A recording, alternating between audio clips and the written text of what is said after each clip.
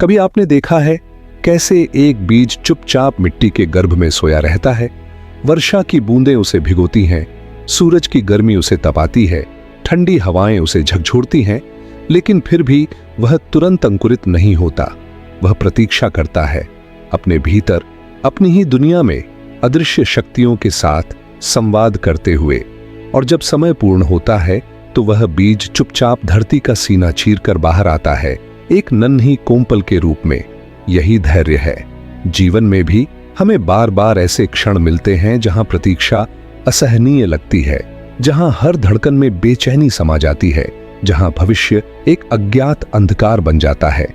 लेकिन वही क्षण सबसे पवित्र साधना के क्षण होते हैं। यही वह द्वार है जिसे पार करके आत्मा अपनी वास्तविक शक्ति को पहचानती है। धैर्य केवल समय काटना नहीं है, यह स्वयं को समय के हवाले कर देना है, पूर्ण विश्वास के साथ। आज हम इसी रहस्य को गहराई से समझेंगे, कैसे धैर्य को अपनाया जाए, कैसे उसे जीवन का एक स्वाभाविक अंग बनाया जाए और कैसे धैर्य की साधना से जीवन को अमृतमय किया जाए। धैर्य का अर्थ प्रतीक्षा करना नहीं है। धैर्य का अर्थ है प्रतीक्षा के क्षणों को भी प्रेम पूर्वक स्वीकार करना। जब हम धैर्य से प्रतीक्षा करते हैं तो भीतर एक नई ऊर्जा जन्म लेती है।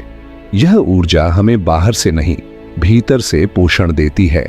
धैर्य वह शक्ति है जो हमें संसार के तूफानों में भी अडिग रखती है। धैर्य वह मौन दीपक है जो सबसे गहन अंधकार में भी जलता रहता है। जो धैर्य में स्थित है वह जानता है हर चीज अपने समय पर घटित होती है। न जल्दी कुछ मिलता है न देर से। सब कुछ उसी क्षण आता है जब आत्मा तैयार होती है उसे ग्रहण करने के लिए। धैर्य का पहला कदम है स्वीकृति। जो सामने है, जो परिस्थिति है, जो भावनाएं हैं, उन्हें पूरी तरह स्वीकार करना। स्वीकृति कोई कमजोरी नहीं है, यह सबसे बड़ी ताकत है। क्योंकि जब हम स्वीकार करते हैं तभी भीतर से प्रतिरोध समाप्त होता है। प्रतिरोध ही वह दीवार है जो हमें शांति से दूर रखती है। जब दीवार गिरती है तो भीतर का मौन स्वतः प्रकट होता है। धैर्य उसी मौन की पहली सीढ़ी है। जब हम धैर्य से बैठते हैं तो सबसे पहले भीतर हलचल उठती है। विचार दौड़ने लगते हैं, इच्छाएं तड़पने लगती हैं, व्याकुलता बढ़ जाती है। यही वह क्षण है जब धैर्य की सच्ची परीक्षा होती है। इन सब हलचलों से लड़ने की आवश्यकता नहीं है, केवल देखना है, मौन साक्षी बनना है। जैसे कोई बादलों को आकाश में तैरते हुए देखता है, वैसे ही विचारों को गुजरते देखना है। धीरे धीरे हलचल थमने लगती है, विचार शांत होने लगते हैं और भीतर का जल स्थिर हो जाता है। यही धैर्य की दूसरी अवस्था है, शुद्ध साक्षी भाव। धैर्य का एक और पहलू है समय का आदर करना। जीवन में हर चीज का अपना समय होता है। बीज को वृक्ष बनने में वर्ष लगते हैं, चंद्रमा को पूर्णिमा तक पहुंचने में रातों का सफर करना पड़ता है। वैसे ही हमारे भीतर के परिवर्तन भी अपने समय से घटित होते हैं। जो समय का सम्मान करता है वही जीवन के चमत्कारों का साक्षी बनता है। धैर्य हमें सिखाता है कि समय कोई शत्रु नहीं है, समय तो सबसे गहरा मित्र है जो हमारी आत्मा को पकाता है, परिपक्व बनाता है। धैर्य केवल सहन करना नहीं है, धैर्य बिना शिकायत के स्वीकार करना है और उस स्वीकृति के भीतर पूर्ण विश्वास रखना है। जब कोई बीज मिट्टी में दबाया जाता है तो वह अंधकार से नहीं डरता। वह जानता है यह अंधकार केवल एक यात्रा का आरंभ है। उसके भीतर विश्वास होता है कि जल्द ही एक प्रकाश उसे बुलाएगा। जीवन भी ऐसा ही है। जब सब कुछ धुंधला लगे, जब प्रयास व्यर्थ जान पड़े, तब धैर्य हमें विश्वास सिखाता है। विश्वास की हर कठिनाई, हर प्रतीक्षा किसी महान परिवर्तन का संकेत है। धैर्य और विश्वास दोनों मिलकर आत्मा को पुष्पित करते हैं। धैर्य केवल शांत समय में नहीं सीखा जाता। वास्तव में धैर्य कठिन समय में ही जन्म लेता है। जब रास्ते ऊबड़ खाबड़ हों, जब लक्ष्य धुंधला हो, जब हर दिशा में केवल संदेह हो, तब जो भीतर स्थिर रह सके वही सच्चा धैर्यवान है। कठिनाइयां कोई दंड नहीं है, वे अवसर हैं अपने भीतर छुपी अपार शक्ति को पहचानने के। जैसे अग्नि सोने को शुद्ध करती है, वैसे ही संघर्ष आत्मा को निखारते हैं।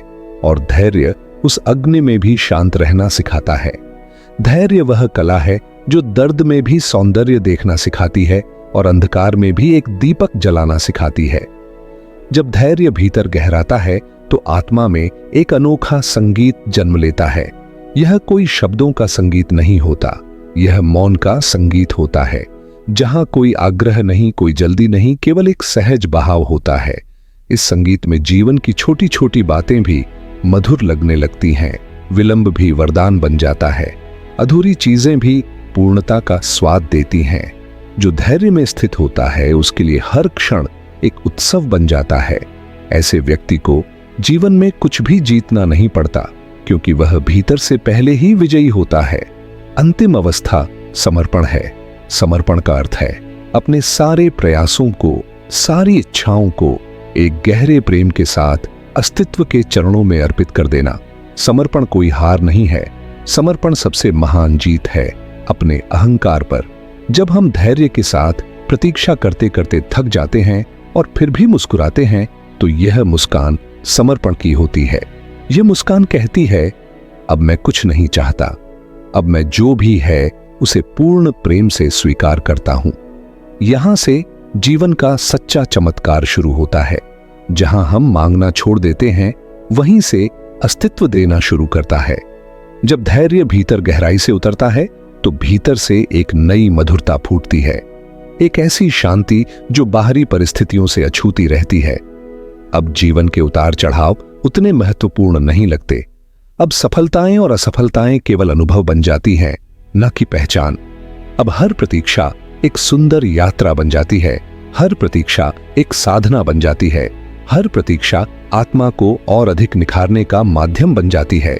यह वही अमृत है जिसकी तलाश में मनुष्य सदियों से भटकता रहा है, और यह अमृत हमें धैर्य के द्वारा सहजता से मिल सकता है। अंत में जब हम पीछे मुड़कर अपनी यात्रा को देखते हैं तो समझ में आता है कि असली खजाना परिणामों में नहीं था, बल्कि उस प्रतीक्षा की साधना में था। हर कठिनाई, हर विलंब, हर अधूरापन हमें भीतर से पूर्णता की ओर ले जा रहा था।